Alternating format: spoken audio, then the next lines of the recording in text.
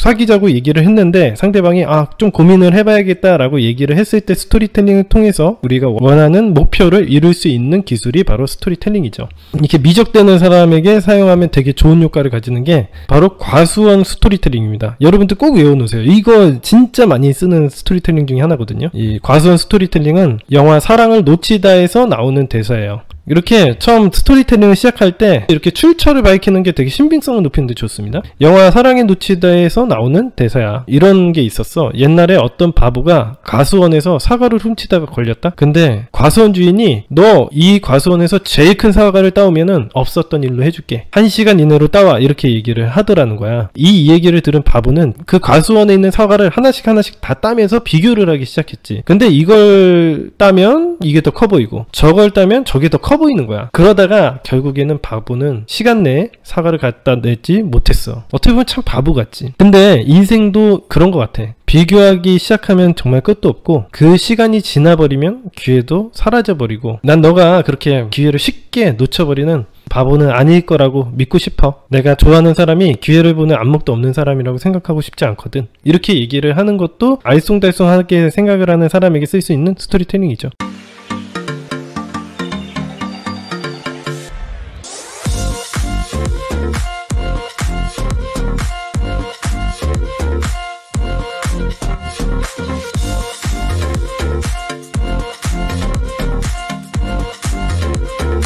아무튼 이런 식으로 스토리텔링을 통해서 우리가 원하는 걸 얻어낼 수가 있는 겁니다. 스토리텔링의 효과가 한 가지 이야기를 해드리자면 칼 세이건 스토리텔링에 대해서 이야기를 하면서 여러분들은 어떻게 되겠어요? 내가 칼 세이건 책을 읽었던 사람이라고 생각을 하게 되겠죠. 칼 세이건 책을 읽었다고 생각을 하게 되고 이 사람이 책을 읽는 지적인 능력이 있구나 라고 생각을 하고 철학이 강력한 사람이라고 착각을 하게 만들 수 있죠. 그래서 스토리텔링 기법이 여러분들의 매력 어필을 하는 데 있어서 굉장히 중요한 요소예요. 여러분들이 괜히 학벌이 좋고요 얼마나 많이 배웠는지를 막 어필하려고 할 필요 없어요. 스토리텔링 하나만 제대로 하더라도 이 사람이 되게 학식이 높은 사람이라는 걸 느끼게 만들 수 있는 거죠. 제가 많이 쓰는 스토리텔링 중에 베스트셀러가 또 있어요. 제목은 세상에서 가장 먼 거리예요. 요 스토리텔링은 여러분들이 상대방에게 고백을 하고 싶다고 하거나 아니면 고백에 주저하는 경우에 이 스토리텔링을 사용하면 진짜 좋아요. 세상에서 제일 먼 거리에 대해서 이야기를 해드릴게요. 세상에서 가장 먼 거리가 어디라고 생각해? 라고 얘기하면 됩니다. 어떤 맥락에서 얘기가 나와도 크게 이상하지는 않을 것 같아요. 상대방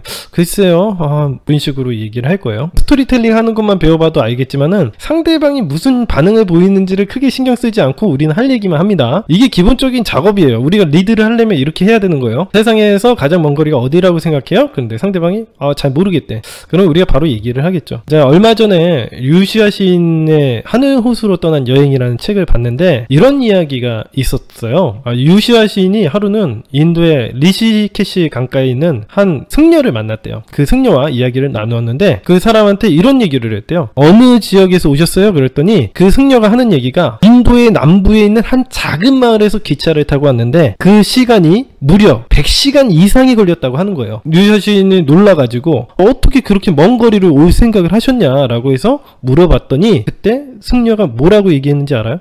이렇게 물어보면 돼요, 상대방한테. 근데 당연히 모르겠다고 하겠죠. 그럼 바로 얘기해주면 됩니다. 그 승려가 이렇게 얘기했대요. 그것보다 더 먼 거리가 있습니다. 세상에서 가장 먼 거리는 사람 머리에서부터 이 가슴까지 이 30cm밖에 안 되는 이 거리라고요. 머리에서 가슴까지 이 생각이 이동하는데 평생이 걸려도 못 가는 사람이 있다고 이야기를 하더라고요. 그러면서 내가 원하는 얘기를 하면 되겠죠. 이건 되게 여러 가지로 사용할 수 있다고 생각해요.